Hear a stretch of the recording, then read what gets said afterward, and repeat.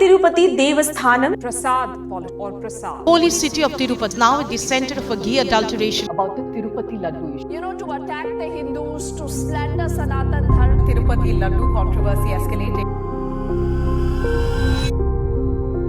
తిరుమల లడ్డూలో కల్తీ జరిగింది. తిరుమల లడ్డూలో జంతు కొవ్వు, ఆ కొవ్వు, ఈ కొవ్వు అని ఇక ఒకటి కాదు రసాయనాలు కలిసి అంటారు, అదంటారు, ఇదంటారు. గడచిన కొంతకాలంగా ఈ హోరు, ఈ గోల ఇదంతా వినలేనటువంటి పరిస్థితి. అంటే ఇటు నాస్తికులకి చాలా జుగుప్సాకరంగా తయారైంది ఏంటి ఈ గోల అని చెప్పని. ఇక బిలీవర్స్ ఆస్తికులైతే ఆ భాషని, ఆ లడ్డూని వర్ణించేటువంటి తీరు చూస్తే కూడా వాళ్ళు చెవులు మూసుకునేటువంటి పరిస్థితి వచ్చింది. సరే, ఇది ఏదేమైనప్పటికీ కూడా తిరుమల లడ్డూ కల్తీ జరిగింది. ఆ తిరుమల లడ్డూ తిని ఎవరైనా అస్వస్థతకు గురైనటువంటి వాళ్ళు ఎవరైనా ఉన్నారా? ఆ తిరుమల లడ్డూ తిని ప్రాణాలు కోల్పోయినటువంటి వాళ్ళు ఎవరైనా ఉన్నారా? ఆ తిరుమల లడ్డూ తిని కిడ్నీలు చెడిపోయి హాస్పిటల్లో చికిత్స పొందుతున్నటువంటి వాళ్ళు ఉన్నారా? ఆ తిరుమల లడ్డూ తిని జీవన్మరణ పోరాటంతో ఎవరైనా ఉన్నారా? ఎవరు లేరే. కానీ అది ఒక రాజకీయం, మతం ముసుగులో ఒక రాజకీయం. కానీ వాస్తవం ఏంటి అన్నట్టయితే ఎంత కఠోరమైనటువంటిదంటే దీన్నే ఈ రోజున మీకు ఆవిష్కరిస్తున్నాను. ఇది వీటీవీ టాక్స్. ఈ వీటీవీ టాక్స్ స్పెషల్లో ఈరోజు మనం వాస్తవాలేంటి, ఏ విధంగా సగటు ప్రజల ప్రాణాలతో ఈ ప్రభుత్వాలు దారుణంగా ఆడుకుంటున్నాయి.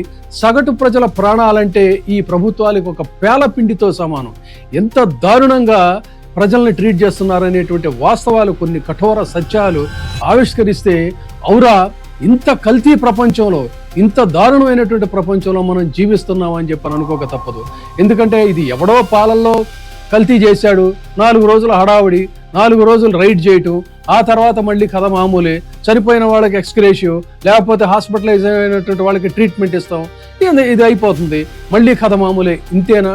కాదు, ఇంతకంటే చాలా ఉంది.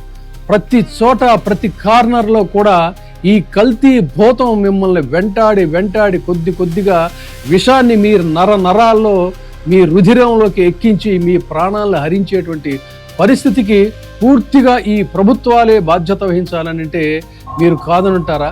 దానికి మరి రాజ్యాంగం ఏం చెప్తా ఉంది? వాస్తవాలు ఎలా ఉన్నాయి? ఏమిటి కల్తీ? ఎంత మన ముందు ఎంత భయంకరమైనటువంటిది అనేది ఈరోజు స్పెషల్ స్టోరీలో నేను చెప్తాను. వీటీవీ టాక్స్ విజయబాబు ఈరోజు మీకు అందిస్తున్నటువంటి ఈ special story let's watch. First, భారత రాజ్యాంగం మనకేం చెప్పింది? జీవించే హక్కు అంటే ప్రాణం అంటే కేవలం బతకడం కాదు, సురక్షితమైనటువంటి ఆహారం, పరిశుభ్రమైనటువంటి తాగునీరు, ఆరోగ్య రక్షణ, ఇవన్నీ కూడా అందులో భాగాలే అని సుప్రీంకోర్టు అనేక తీర్పుల్లో స్పష్టం చేసింది. అంతేనా, ఆర్టికల్ 47 డైరెక్టివ్ ప్రిన్సిపల్స్, ప్రజల పోషణ స్థాయిని పెంచడం, ప్రజా ఆరోగ్యాన్ని రక్షించడం అనేటువంటిది ఆదేశిక సూత్రాల్లో మనకు చెప్తున్నటువంటి మాట. ఇటు రైట్ టు లివ్, ఇటు డైరెక్టివ్ ప్రిన్సిపల్స్లో ఆరోగ్య రక్షణ, ఈ రెండు గాలికి ఎగిరిపోయినాయి. ఆహారంలో కల్తీ జరిగి ప్రాణాలు పోతే ఆర్టికల్ 27 ఉల్లంఘన కాదా? చట్టపరంగా చూస్తే ఇది ప్రభుత్వం యొక్క నిర్లక్ష్యం కాదా? పర్యవేక్షణ లోపం కాదా?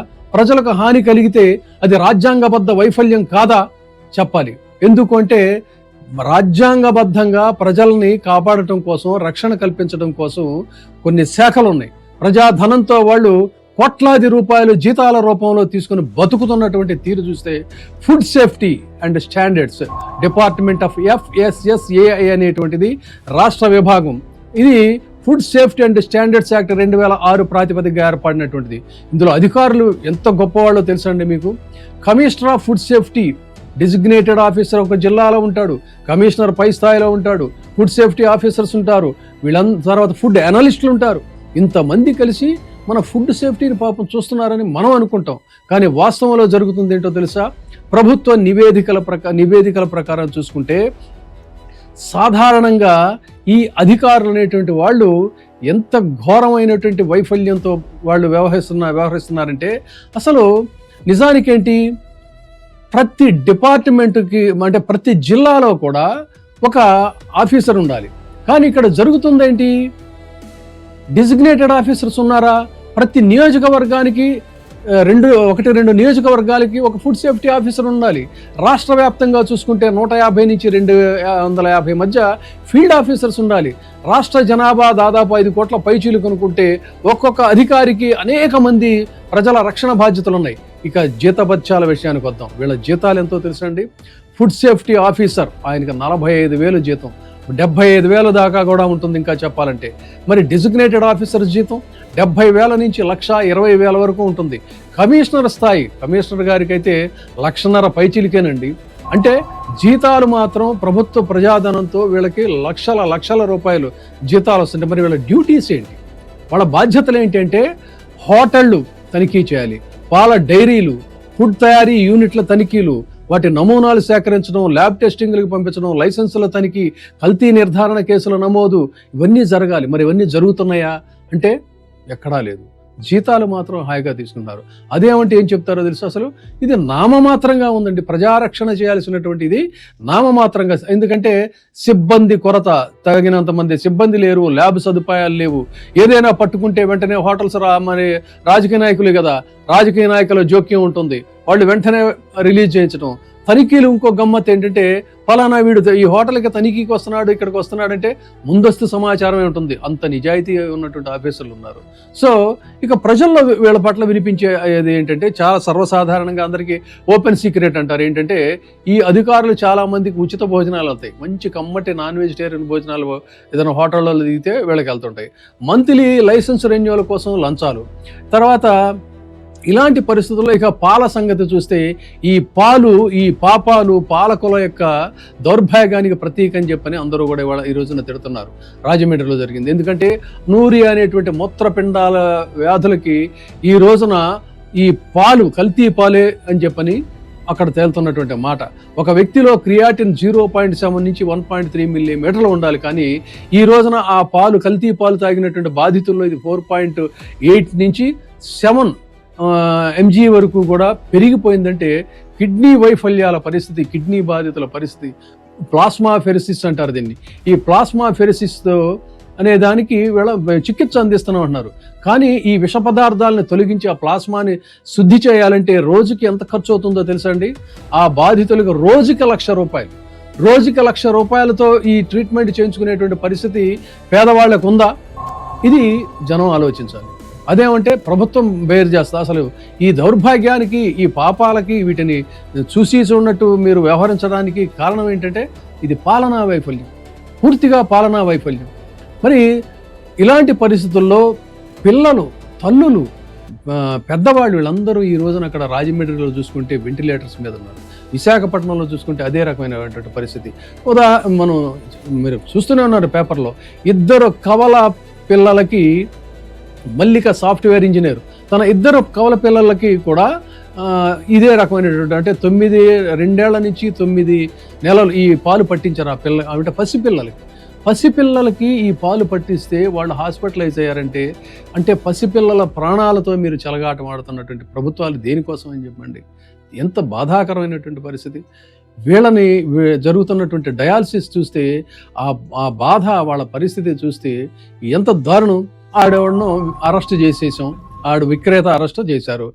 వాడి నేపథ్యం ఏంటి అని కనుక చూసుకుంటే వాడెవడో అడ్డాల గణేశ్వరరావు. వీడు 10 ఏళ్ళుగా అంటే వరలక్ష్మి డైరీ అని పేరు పెట్టి రోజు ఉదయం 8 నుంచి దాదాపుగా 20 కిలోమీటర్లు ప్రయాణం చేసి రాజమహేంద్రవరంలో 106 కుటుంబాలకు వీడు ఈ విషపు పాలని రోజు సరఫరా చేస్తున్నారంటే ఎంతమంది మరి దీని పాలు పడుతున్నారు. వీడు ఇన్ని సంవత్సరాల నుంచి వీడు చేస్తా ఉంటే మరి ఎక్కడ నిద్రపోతున్నారు ఈ ఫుడ్ సేఫ్టీ అధికారులు? ఎందుకు ఆహార భద్రతా ప్రమాణాలు పాటించేటువంటి పరిస్థితి చేయడం లేదు? ఏమైపోయింది వీళ్ళ యొక్క ఇది అనేటువంటిది చూడాలి. అదేమంటే వీడి మీద ఏదో BSN సెక్షన్ కింద పెట్టాం, రాజమండ్రి జైల్లో ఉన్నాం. ఇక్కడ మనం మాట్లాడుకోవాల్సింది ఏంటంటే కల్తీ పాల వ్యవహారంలో వాడెవడో గణేష్ అనేటువంటి వాడు కల్తీ చేశాడనేటువంటిది కాదు.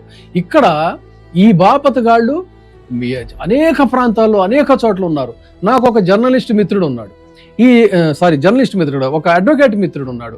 ఆ అడ్వకేట్ మిత్రుడు ఎన్నో సంవత్సరాల క్రితం 2012లో ఈ కల్తీ పాలకు సంబంధించి, అది కూడా ఇది ప్రభుత్వ డైరీ అని చెప్పేటటువంటి విజయ మిల్క్ డైరీకి సంబంధించి అతను ఒక కేసు వేద్దాం రమ్మని చెప్పంటే ఎవరు ముందుకు రాకపోతే తనే వేసి తనే వాది చేస్తే అందులో విషపు వ్యవహారం ఉందని తెలిసింది. అంటే కొన్ని దశాబ్దాలుగా కొన్ని దశాబ్దాలుగా ఉభయ తెలుగు రాష్ట్రాల్లో కూడా ఈ కల్తీ అనేటువంటిది యథేచ్ఛగా అసలు ఎక్కడా కూడా నిరోధంగా నిర్భయంగా ఇది సాగిపోతూనే ఉన్నటువంటి పరిస్థితి.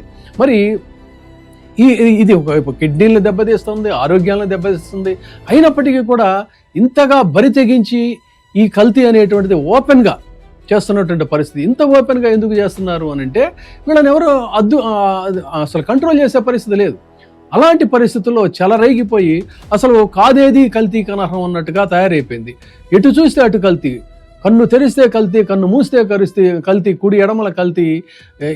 ఈ రకమైనటువంటి కల్తీ ప్రపంచంలో కమ్మగా ఆకర్షణీయంగా కనిపించేటువంటి భోజన పదార్థాలు మనం తింటున్నాం. కానీ ఎంత భయంకరమైనటువంటి విషయాన్ని కొద్దిగా రుచికరమైనటువంటి ఈ కల్తీని తింటున్నాం అనేది తెలిస్తే మాత్రం చాలా భయంకరమైనటువంటి పరిస్థితులు. మరి ఇది కారణం ఏంటి అన్నట్టయితే రాజ్యాంగంలోని ఆర్టికల్ 21 ప్రకారంగా ప్రతి పౌరుడు కూడా గౌరవప్రదమైనటువంటి సురక్షితమైనటువంటి జీవితాన్ని గడిపేటువంటి హక్కును పూర్తిగా గాలికి పోయినట్టే. ఆర్టికల్ 47 ప్రకారంగా ప్రజల పోషకాహార స్థాయి జీవన ప్రమాణాలని పెంచి ప్రజా ఆరోగ్యాన్ని మెరుగుపరిచేటువంటి ప్రభుత్వాలు కేవలం రాజకీయంగా కొట్టుకోవటం, రాజకీయంగా తిట్టుకోవటం అనేటువంటి దీంట్లో తప్ప ఈ తనిఖీ విభాగాలని వీళ్ళ పాలనా వ్యవహారాలని చూసే పరిస్థితి లేదు. ఆహార భద్రతా విభాగం పనితీరు గురించి అయితే అసలు వీళ్ళకి తెలియనటువంటి మంత్రులు, ఎమ్మెల్యేలు ఉన్నారంటే కూడా ఆశ్చర్యం లేదు. మరి ఇక డిపార్ట్మెంట్ ఆఫ్ ఫుడ్ సేఫ్టీ అని చెప్పని ఎందుకండి, దేనికి ఎందుకు పెట్టారు, అసలు దేనికోసం ఇది? ఇక్కడ రాష్ట్ర వ్యాప్తంగా చూస్తే ప్రతి జిల్లాకి ఒక ఫుడ్ సేఫ్టీ ఆఫీసర్ ఉన్నాడా అంటే క్వశ్చన్ మార్కు. సుమారు ఆంధ్రప్రదేశ్లో 100 నుంచి 150 వరకు మంజూరైన పోస్టులు ఉండాలి. కానీ ఉన్నాయా అంటే ఆన్సర్ లేదు. వేల సంఖ్యలో హోటళ్ళు ఉన్నాయి, డైరీ యూనిట్లు ఉన్నాయి. తనిఖీ చేయడానికి 10ల సంఖ్యలో అధికారులు ఉన్నారా అంటే లేదు. మరి వీళ్ళకి జీతభత్యాలు చూసుకుంటే మనం ముందే చెప్పుకున్నట్టుగా ఒకటి 50,000, ఒకటి 60,000, ఒకటి 1.4 lakhs ఇలా ఎడాపెడా జీతాలు వస్తున్నాయి. హాయిగా వీళ్ళకి కావాల్సినంత ఇవి ఉంటుంది. కానీ వీళ్ళు ల్యాబులకు పంపటం, కల్తీ రుజువైతే కేసులు నమోదు చేయటం కానీ, క్షేత్రస్థాయిలో వాస్తవాలకు సంబంధించినటువంటి ఇవి కానీ ఇవేమీ లేవు. హాయిగా వాళ్ళు రోజు ఫ్రీగా చక్కగా ఇంచుమించుగా జీతాలు తీసుకుంటుంటారు. అడపా ఏంటంటే నేమ్ సేవ్ కోసం మాత్రం వీళ్ళు హోటల్స్ మీద వీటి మీద రైడ్ చేసినట్టుగా కొన్ని రికార్డ్స్ కోసం మాత్రం చేస్తారు. కానీ ఇక్కడ జరుగుతున్నది ఏంటి అన్నట్లయితే వీళ్ళకి అన్నీ కూడా అందుతాయండి. పండగల సమయంలో అయితే ముఖ్యంగా దీపావళి ఇలాంటి చోట వీళ్ళకి ఉచితంగా ఆహార పదార్థాలు మాత్రమే కాకుండా గిఫ్ట్ ప్యాకులు కూడా వెళ్తాయంట. సో ఇది కాబట్టి కాగితాల మీద వరకే ఈ కేసులు నమోదు తప్ప వీళ్ళకి చాలా చక్కని అవినాభావ సంబంధం ఉంటుంది. వీళ్ళకి మంచి రుచికరమైనటువంటి ప్రత్యేకమైన ఆహారం పంపిస్తారు. సగటున ఏడాదికి 3,000 నుంచి 5,000 శాంపిల్స్ సేకరిస్తున్నట్టు రికార్డ్స్లో ఉంటాయి. కానీ 10 నుంచి 15% కల్తీలో ఎక్కడా కూడా కేసులు తేలేటువంటి పరిస్థితి లేదు. ఏదో నామకే వేస్తున్నట్టుగా ఫైన్ వేస్తారు, అయిపోతుంది. కానీ ఎక్కడా కూడా చూడండి, ఇంత దారుణమైనటువంటి కల్తీ జరుగుతుంటే శిక్షలు లేవు.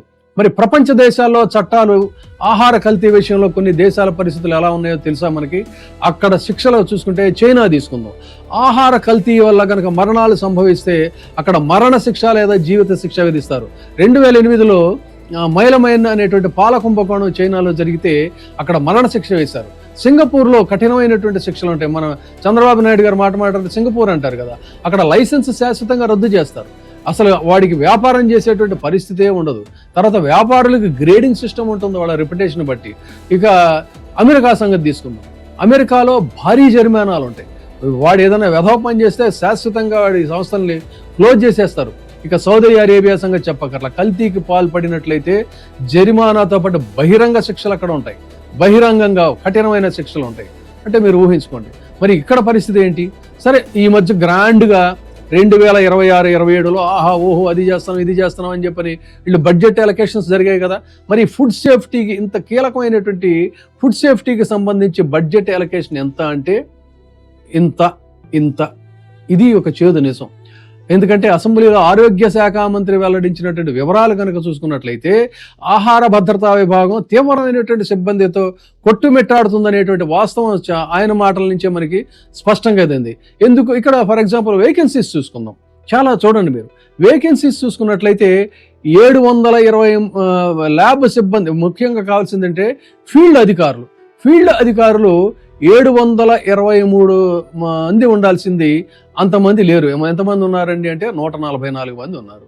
సో ల్యాబ్ సిబ్బంది 279 మంది ఎంతమంది ఉండాలి, కానీ అంతమంది లేరు. మొత్తం ఓవరాల్గా చూసుకుంటే 80% ఉండి ఆశ్చర్యం లేదు, 80% పైగా పోస్టులు ఖాళీగా ఉన్నాయి. ప్రతి 5 మంది చేయాల్సినటువంటి పనిని ఒక్కడే చేస్తున్నాడు, అది కూడా అరకొర పని మాత్రమే అనేటువంటిది. కాబట్టి 20 నెలలుగా కనుక ఈ తనిఖీల గణాంకాలు కనుక చూసుకుంటే నామకే వస్తే తప్ప ఎక్కడా దాడులు నిర్వహించి కఠినంగా వాళ్ళని చేసినటువంటి పరిస్థితి లేదు. తినుబండారాల కేంద్రాలకు వెళదాం, హోటళ్ళకి వెళదాం, ఎక్కడ చూస్తే అక్కడ కూడా NABL గుర్తింపు పొందినటువంటి ల్యాబులు లేవు మనకు ఆంధ్రప్రదేశ్లో. ఇప్పటికీ హైదరాబాద్ పక్కన ఉన్న తెలంగాణలోకి వెళ్ళాలి, హైదరాబాద్లోని IPM ల్యాబ్ ఎక్కే పంపాలి తప్ప ఆంధ్రప్రదేశ్లో ఈ ల్యాబుల్లో వీళ్ళకి ఇవక్కర్లా. పెద్ద పెద్ద టవర్స్ అమరావతిలో మాత్రం కట్టేస్తాం, అది చేస్తాం ఇది చేస్తాం అంటారు, కానీ దీనికి సంబంధించినటువంటి ల్యాబ్స్ లేవు. ఇక వసూళ్ల వ్యవహారానికి వద్దాం.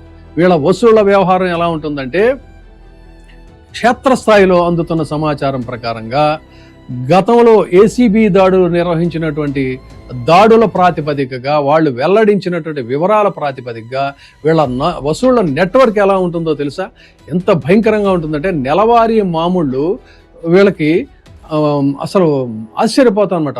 హోటల్స్, వ్యాపార సంస్థల స్థాయి అంచనా ఎలా ఉంటుందంటే, మంత్లీ 5 స్టార్ లగ్జరీ హోటళ్లలో 50,000 నుంచి ₹1,00,000 విందులు, వాళ్ళు అక్కడ స్టే చేసే సౌకర్యాలు ఉంటాయి. మల్టీ క్యూజిన్స్ 10,000 నుంచి 30,000 వరకు కూడా ఉంటాయి. మధ్య తరహా హోటళ్ళు, బిర్యానీ సెంటర్లు వాటికి వస్తే 5,000 నుంచి 15,000 వరకు ఉంటాయి. ఉచిత భోజనం, పార్సిల్స్ ఉంటాయి, వీళ్ళకి మాత్రం మంచి పార్సిల్స్ ఉంటాయండి.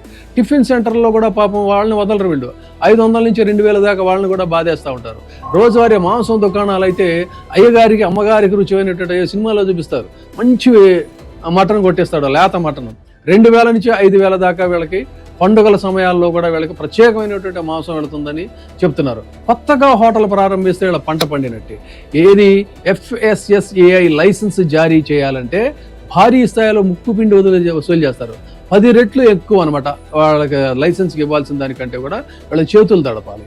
సో ఇది మీ దగ్గర శాంపిల్ వేస్తాం, ఇది ల్యాబుల్లో ఫెయిల్ అయితే మీ సంగతి చూస్తామని బెదిరిస్తుంటారు. బెదిరించినప్పుడు ఆటోమేటిక్గా వాడు భయపడతాడు, ఇస్తాడు. సో ఇదే ఒక ఆంధ్రప్రదేశే కాదండి, పక్కనున్న తెలంగాణ రాష్ట్రంలో కూడా ఇదే తంతు, అక్కడ అదే తంతు, ఇంకా దేశంలో అనేక వ్యవహారాలు. ఇవి కాకుండా పండగల్లో వీళ్ళకి గిఫ్ట్ వోచర్లు, మద్యం సీసాలు ఇలాంటివి కూడా అందుతాయని చెప్తున్నారు. సో ఇక కొన్ని చోట్ల అయితే ఏంటంటే, ఎక్కువ ఈ హోటల్స్, కొన్ని టూరిస్ట్ సెంటర్లు ఉంటాయి కదా, వాళ్ళకి విడివిడిగా గోలంతా ఎందుకని వ్యాపార సంఘాల ద్వారా హోల్సేల్గా మంత్లీ ఇంతని ఒక డీల్ కుదుర్చుకొని దాని ప్రకారంగా భారీ మొత్తంలో వీళ్ళకి మొట్ట చెప్పేటువంటి సంప్రదాయం కూడా ఉంది అని చెప్పని తెలుస్తూ ఉంది. సో ఇంత దారుణంగా, ఇంత భయంకరమైనటువంటి ఇది ప్రజల ప్రాణాలతో చలగాలాటలాడేటువంటి ఈ సంస్థల్ని ఇంత నిర్లిప్తంగా వదిలేస్తున్నారు పాలకులు అని అంటే, ఇప్పుడు మీరు చెప్పండి, మరి ఈ కల్తీకి పాల్పడుతున్నటువంటి వాళ్ళ పాపానికి ఎవరు బాధ్యులు, ఎవరు బాధ్యత వహించాలి? అది కదా, అంటే అవినీతికి జీవించే హక్కుని కాలరాసేటువంటి పరిస్థితి, వీటికి ఎవరు బాధ్యతలు, పాలకులా కాదా? ఇది రాజ్యాంగ ఉల్లంఘన అంటారా, కాదంటారా? సో మీరు ఆలోచించండి. ఆర్టికల్ 21 రైట్ టు లివ్, ఆహారంలో విష పదార్థాలు కలపడం వల్ల పౌరుల ప్రాణాలు పోతూ ఉంటే ఇది ప్రాథమిక హక్కుని కాలరాయటం కాదంటారా?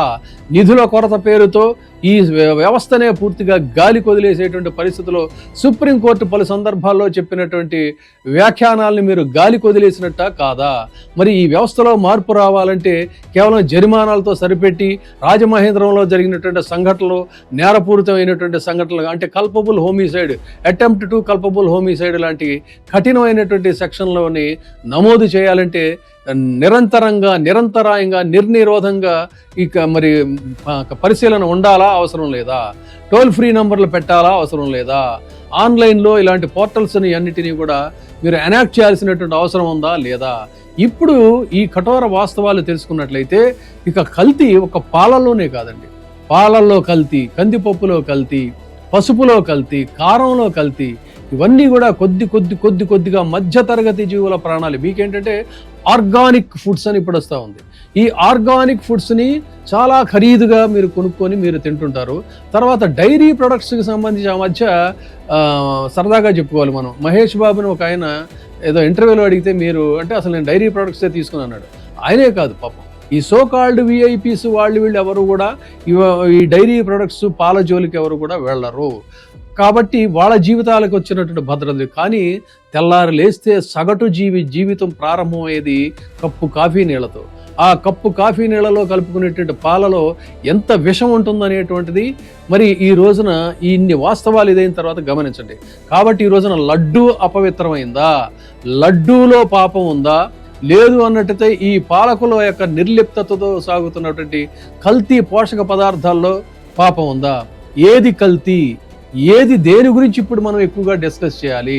అటు రూలర్స్ అధికారంలో ఉన్నటువంటి కూటమి కావచ్చు, దాన్ని ప్రతిఘటించేటువంటి ప్రతిపక్షం కావచ్చు, ఎవరైనా సరే ఎక్కువగా దీని గురించి పదే మాట్లాడుతున్నటువంటి పరిస్థితుల్లో ఒకవైపు ఇన్ని ప్రాణాలు గాలిలో కలిసిపోతూ ఉంటే, ఒకవైపు ఇన్ని ప్రాణాలు హాస్పిటలైజ్ అవుతూ ఉంటే, ఒకవైపు యథేచ్ఛగా ఇంత భయంకరమైనటువంటి విషయం ఫుడ్లో కల్తీ అవుతూ ఉంటే, ఒకవైపు వయోలేషన్ ఆఫ్ కాన్స్టిట్యూషనల్ రైట్స్ ఇంత దారుణంగా జరుగుతూ ఉంటే దీని గురించి చర్చించాలా? లేదు అంటే అసలు ఎవరికి ఏ రకమైన హాని కానీ జరగనటువంటి శ్రీవారి లడ్డు గురించి ఇన్ని నెలల పాటు ఇంత విస్తృతంగా చర్చించాలా? ఒకసారి మీరే ఆలోచించండి. You decide your self, because life is very precious. It is your life, it is your society. Thank you.